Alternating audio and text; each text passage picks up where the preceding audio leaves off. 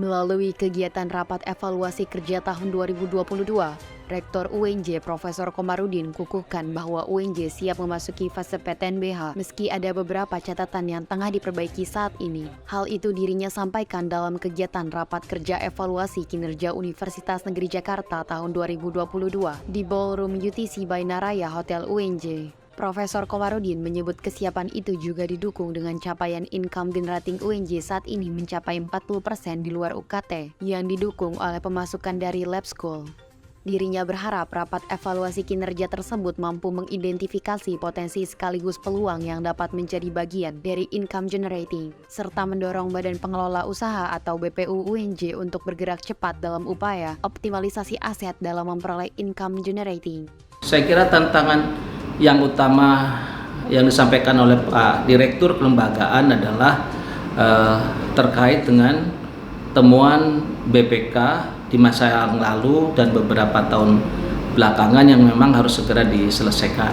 Sebagian besar memang secara administratif sehingga kita bisa lebih mudah untuk menyelesaikannya, walaupun tidak mudah untuk tahun-tahun yang lama yang kita mencari dokumen penyelesaiannya. Beberapa atau sebagian kecil memang terkait dengan uang, terkait dengan keuangan negara, tapi itu insya Allah juga bisa diselesaikan. Itu tantangan yang paling berat karena itu diberi waktu 2 bulan agar kita bisa berproses menjadi PTNBH, terutama untuk penyusunan rencana peraturan pemerintah tentang PTNBH Universitas Negeri Jakarta. Tantangan yang lain saya kira pemanfaatan aset, sumber daya dan lain-lain.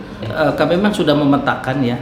Kami sudah memetakan ada aset-aset tangible dan intangible. Yang tangible saya kira aset-aset tanah, gedung dan sebagainya yang kita memang sudah punya program pengembangan seperti tanah di Cikarang, kemudian di Setiabudi, kemudian juga di Halimun, kemudian di Durensawit yang saya kira kita bisa kembangkan untuk menjadi sumber pendapatan bagi Universitas Negeri Jakarta. Dan itu peluangnya besar sekali. Tapi tidak dalam waktu 1-2 tahun karena itu harus membangun terlebih dahulu. Tapi kalau kita segera kerjasama dengan pihak investor, dengan rekanan, saya kira itu akan bisa lebih cepat. Lalu yang intangible terkait dengan produk-produk iptek, teknologi dan sebagainya, kita punya potensi besar juga yang bisa dikerjasamakan dengan dunia industri, sehingga mudah-mudahan itu bisa juga menjadi sumber pendapatan. Selain juga nanti bisa dikerjasamakan dengan Pemda ataupun pihak-pihak lain dalam rangka menghasilkan revenue. Menurut Dr. Lukman STM Hum, Direktur Kelembagaan Direktorat Jenderal Pendidikan Tinggi Riset dan Teknologi Kemendikbudristek, menyambut pendidikan tinggi memiliki tanggung jawab untuk meningkatkan angka partisipasi pendidikan tinggi, menentukan mutu akademik maupun dosen dan relevansi pendidikan tinggi, publikasi internasional, dan tenaga kependidikan.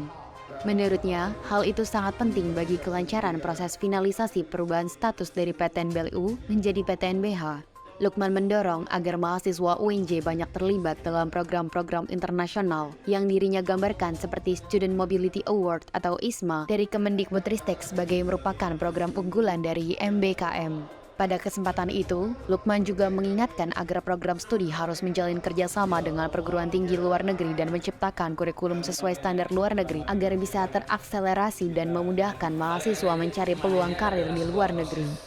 Hari ini Universitas Negeri Jakarta mengadakan evaluasi kinerja perguruan tinggi untuk merefleksikan apa yang sudah dilaksanakan di tahun 2022 dan apa yang harus ditargetkan di tahun 2023. UNJ saat ini sudah memiliki prestasi akreditasi unggul, namun secara institusional masih berstatus badan layanan umum. Oleh karena itu, target UNJ di tahun 2023 menjadi PTNBH yang unggul dan berkelas dunia harus segera dipersiapkan oleh seluruh sivitas akademika di Universitas Negeri Jakarta sehingga betul-betul bisa mempersiapkan segala sesuatunya sehingga bisa menghasilkan PTNBH yang sesuai dengan harapan dan berdampak pada dihasilkannya SDM Indonesia yang unggul.